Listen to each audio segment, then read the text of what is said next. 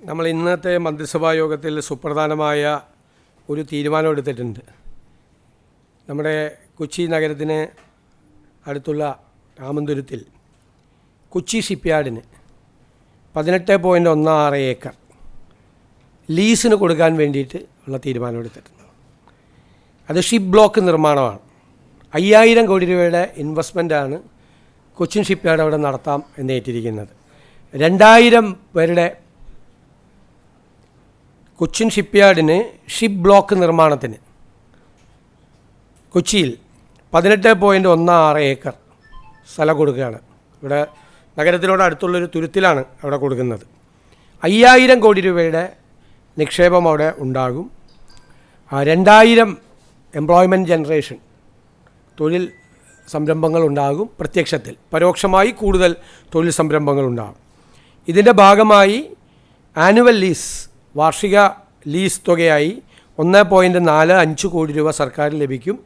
അതിൻ്റെ GST തുക കൂടിയാവുമ്പോൾ 1,70,00,000 രൂപ വാർഷികമായിട്ട് ലീസായിട്ട് കിട്ടും ഷിപ്പ്യാർഡിന്. ഇത് കുറേ നാളായിട്ട് പെൻഡിങ് ആയിട്ടുള്ളൊരു കേസാണ്. സർക്കാർ വന്നതിന് ശേഷം അത് കൊച്ചിൻ ഷിപ്പ്യാർഡുമായിട്ട് ചർച്ച ചെയ്ത് വേഗത്തിൽ എടുത്ത ഒരു തീരുമാനമാണ്, ഒരു വെയിറ്റ് ചെയ്യുന്നൊരു തീരുമാനമാണ്. ഒരു സെൻട്രൽ PSU ആണ് 5000 കോടി രൂപയുടെ നിക്ഷേപം നമുക്ക് നമ്മുടെ സംസ്ഥാനത്തേക്ക് കൊണ്ടുവരുന്നത്. അവിടെ ഒരു വലിയ ഒരു എംപ്ലോയ്മെൻറ്റ് ജനറേഷനും അതുപോലെയുള്ള കൊച്ചിയുടെ മറ്റ് വികസന സാധ്യതകൾക്കും ഇതൊരു വലിയ ഹേതുവായി തീരുമെന്നാണ് നമ്മൾ ചെയ്യുന്നത്. പിന്നെ നമുക്കറിയാം ഓണമാണ്. ഓണവുമായി ബന്ധപ്പെട്ട് ഒരുപാട് കാര്യങ്ങൾ സർക്കാർ ഇപ്പോൾ തീരുമാനം എടുത്തിട്ടുണ്ട്. ഞാൻ ഇതുവരെ എടുത്ത തീരുമാനവും അനുവദിച്ച പണവും ഞാൻ നിങ്ങളോട് പറയാൻ ആഗ്രഹിക്കുകയാണ്. സർക്കാരിൻ്റെ ക്ഷേമ പെൻഷൻ, അതായത് 25-ാം തീയതി മുതൽ കൊടുത്താൽ മതി ഈ മാസം യഥാർത്ഥത്തിൽ. പക്ഷേ അത് 19-ാം തീയതി മുതൽ വിതരണം നടത്തുകയാണ്. സാമൂഹ്യക്ഷേമ പെൻഷൻ നാളെ മുതൽ വിതരണം ചെയ്യുകയാണ്. അതിനായിട്ടുള്ള 1105 കോടി രൂപ അനുവദിച്ചു. ഓണം ആയതുകൊണ്ടാണ് അടുത്ത മാസത്തേക്ക് കിട്ടേണ്ട പെൻഷൻ 19-ാം തീയതി തൊട്ട് കൊടുത്തു തുടങ്ങുന്നത്. പെൻഷൻ ഒരു മാസവും മുടങ്ങാതെ കൊടുക്കണമെന്നുള്ള UDF സർക്കാരിൻ്റെ നയത്തിൻ്റെ ഭാഗം കൂടിയാണിത്. സാമൂഹ്യ സുരക്ഷാ പെൻഷൻ 59,472 ഗുണഭോക്താക്കൾക്കായിട്ട് സംസ്ഥാന വിഹിതമായി 951 കോടി 40 ലക്ഷം അനുവദിച്ചു. ഗുണഭോക്താക്കൾ 59,472. സ്റ്റേറ്റ് ഷെയറാണ് 951 കോടി 40 ലക്ഷം അനുവദിച്ചത്. ക്ഷേമനിധി ബോർഡുകളുടെ പെൻഷൻ, സർക്കാരിൻ്റെ ധനസഹായത്തോടുകൂടി പെൻഷൻ നൽകുന്ന 16 ബോർഡുകളിലെ 6.59 ലക്ഷം ഗുണഭോക്താക്കൾക്കായി 130 കോടി 32 ലക്ഷം അനുവദിച്ചു. ഇനി ദേശീയ സാമൂഹ്യ സഹായ പദ്ധതി, വാർദ്ധക്യ, ഭിന്നശേഷി, വിധവ പെൻഷനുകളിലെ 8,46,456 പേർക്കുള്ള വിഹിതം, കേന്ദ്ര സംസ്ഥാന വിഹിതമായിട്ടുള്ള 24.76 കോടി രൂപ അനുവദിച്ചു. ഓഗസ്റ്റ് 19 മുതൽ വിതരണം ആരംഭിച്ച് അതിൻ്റെ നടപടിക്രമങ്ങൾ പൂർത്തിയാക്കും.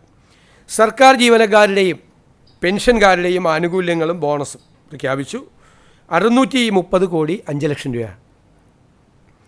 അംഗൻവാടി പെൻഷൻകാരുടെ കുടിശ്ശിക നേരത്തെ ഒരു 10 കോടി രൂപ അനുവദിച്ചിട്ടുണ്ടായിരുന്നു. 24 കോടി രൂപ കൂടി അനുവദിച്ചു. ഈ ജൂലൈ 31 വരെയുള്ള മുഴുവൻ കുടിശ്ശികയും കൊടുത്തു തീർക്കുകയാണ്. ഇപ്പോൾ ആകെ കൊടുത്തിരിക്കുന്നത് 34 കോടി രൂപയാണ്. അംഗൻവാടി പെൻഷൻകാരുടെ പെൻഷൻ കുടിശ്ശിക ഉണ്ടായിരുന്നത് വലിയ ഡിമാൻഡായിരുന്നു. അതുപോലെ ജീവനക്കാർക്കും അധ്യാപകർക്കും 4,500 രൂപ ബോണസ്, 20,000 രൂപ ഓണം അഡ്വാൻസ്. ബോണസിന് അർഹതയില്ലാത്തവർക്ക് 3,000 രൂപ ഉത്സവ ബത്ത. പാർട്ട് ടൈം കണ്ടിജൻറ്റ് ജീവനക്കാർക്ക് 6,000 രൂപ അഡ്വാൻസ്. സർവീസ് പെൻഷൻകാർക്ക് 1,250 രൂപ ബോണസ്. ആശാ അംഗൻവാടി പ്രവർത്തകർക്ക് 1,450 രൂപ ഉത്സവ ബത്ത. പിന്നോക്ക വിഭാഗ സ്കോളർഷിപ്പിൻ്റെ കുടിശ്ശിക ആയിരുന്നു. മുൻ സർക്കാരിൻ്റെ കാലത്തെ കുടിശ്ശിക തീർക്കുന്നതിനായി 84 ദിവസത്തിനകം 310 കോടി രൂപ അനുവദിച്ചു. പിന്നോക്ക വിഭാഗക്കാരുടെ സ്കോളർഷിപ്പിൻ്റെ കുടിശ്ശിക ആയിരുന്നു.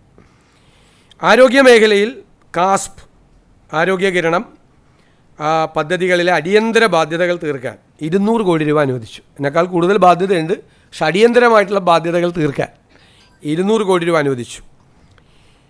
സപ്ലൈകോ വഴി നെല്ല് സംഭരിച്ചതിൻ്റെ 2026 ജൂലൈ 31 വരെയുള്ള PRS കുടിശ്ശിക തീർപ്പാക്കാൻ 150 കോടി രൂപ അനുവദിച്ചു. നെല്ല് സംഭരണ കുടിശ്ശിക ഓണത്തിന് മുമ്പ് നൽകി തീർക്കുക എന്നതായിരുന്നു ഗവൺമെൻറ്റിൻ്റെ ലക്ഷ്യം. ജൂലൈ 31 വരെയുള്ള PRS കുടിശ്ശിക അതിൻ്റെ കണക്കേ നമ്മുടെ കയ്യിലുള്ള അത് മുഴുവൻ നമ്മൾ കൊടുത്തു തീർത്തു. സപ്ലൈകോയ്ക്ക് 53 കോടി രൂപ സബ്സിഡി കാര്യങ്ങൾക്ക് ഓണവിപണി സജീവമാക്കുന്നതിനും 53 കോടി രൂപ മുൻകൂറായിട്ട് അനുവദിച്ചു. കൺസ്യൂമർ ഫെഡിന് ഓണം വിപണി ഇടപെടൽ സജീവമാക്കുന്നതിന് വേണ്ടി അവരാവശ്യപ്പെട്ട 25 കോടി രൂപ അനുവദിച്ചു. ഇനി തൊഴിലുറപ്പ് തൊഴിലാളികൾക്കുള്ള ഓണം ബത്ത 100 തൊഴിൽ ദിനങ്ങൾ പൂർത്തിയാക്കിയ 3.68 ലക്ഷം കുടുംബങ്ങൾക്ക് 1200 രൂപ വീതം നൽകാൻ 44.24 കോടി. അയ്യങ്കാളി നഗര തൊഴിലുറപ്പ് 100 ദിനങ്ങൾ പൂർത്തിയാക്കിയ 7080 തൊഴിലാളികൾക്ക് 1200 രൂപ നൽകാൻ 85 ലക്ഷം രൂപ. ഇങ്ങനെ 45 കോടി 9 ലക്ഷം രൂപ തൊഴിലുറപ്പ് തൊഴിലാളികൾക്ക് കൊടുത്തിട്ടുണ്ട്. സ്കൂൾ പാചക തൊഴിലാളികളുടെ വേതനം നമ്മൾ ഗവൺമെൻറ് വന്ന ഉടനെ 1000 രൂപ വർദ്ധിപ്പിച്ചിട്ടുണ്ടായിരുന്നു. ആ വർദ്ധിപ്പിച്ച 1000 രൂപ ഉൾപ്പെടെ അവരുടെ അക്കൗണ്ടുകളിലേക്ക് നേരിട്ടെത്തിക്കാൻ 44 കോടി രൂപ അനുവദിച്ചു. ലോട്ടറി ഏജൻറ്റുമാരുടെയും വിൽപ്പനക്കാരുടെയും ക്ഷേമം അതിന് 26 കോടി 47 ലക്ഷം രൂപ അനുവദിച്ചു. അവരുടെ ബോണസ് 1000 രൂപയാക്കി ഉയർത്തി. ഉത്സവ ബോണസ് സജീവ ഏജൻറ്റുമാർക്ക് 8500 പെൻഷൻകാർക്ക് 3750 രൂപയും ലഭിക്കും. എൻഡോസൾഫാൻ ദുരിതബാധിതരുടെ സ്നേഹസാന്ത്വനം പദ്ധതിയിൽ അവരുടെ ധനസഹായവും പുനരധിവാസവുമായി ബന്ധപ്പെട്ട് 5208 നിലവിലുള്ള ഗുണഭോക്താക്കൾക്കും പുതിയതായി ഉൾപ്പെടുത്തിയ 1000 പേർക്കും സാമ്പത്തിക സഹായം, കെയർ ഗിവേഴ്സിനുള്ള ബത്ത, കുട്ടികളുടെ വിദ്യാഭ്യാസം, 10 MCRCകളുടെ നവീകരണം എന്നിവയ്ക്കായി 14 കോടി 40 ലക്ഷം രൂപ വകയിരുത്തി. പട്ടികവർഗ വിഭാഗക്കാർക്ക് ഓണക്കോടി അതിന് വേണ്ടിയിട്ട് 60 വയസ്സിന് മുകളിലുള്ള 52,826 പട്ടികവർഗക്കാർക്ക് ഒരാൾക്ക് 1000 രൂപ നിരക്കിൽ ഓണക്കോടി വിതരണം നടത്തും. അതിന് 5.28 കോടി അവതരിപ്പിച്ചു. വയനാട് ഞാൻ നേരത്തെ പറഞ്ഞതാണ്, പുനരധിവാസവുമായി ബന്ധപ്പെട്ട് 2 ലക്ഷം രൂപ അനുവദിച്ചെന്ന് പറഞ്ഞ ഓരോരുത്തർക്കും.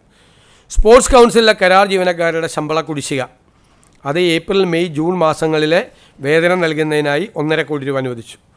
പൂട്ടിക്കിടക്കുന്ന തോട്ടങ്ങളിലെ തൊഴിലാളികൾക്ക് ഉത്സവ ബത്തയും കിറ്റും 2000 രൂപ എക്സ്ഗ്രേഷ്യ ആശ്വാസവും 1000 രൂപ മൂല്യമുള്ള സപ്ലൈകോ ഓണം ഗിഫ്റ്റ് കാർഡുകളുടെ വിതരണം അതിന് 21 ലക്ഷത്തോളം രൂപ വരും.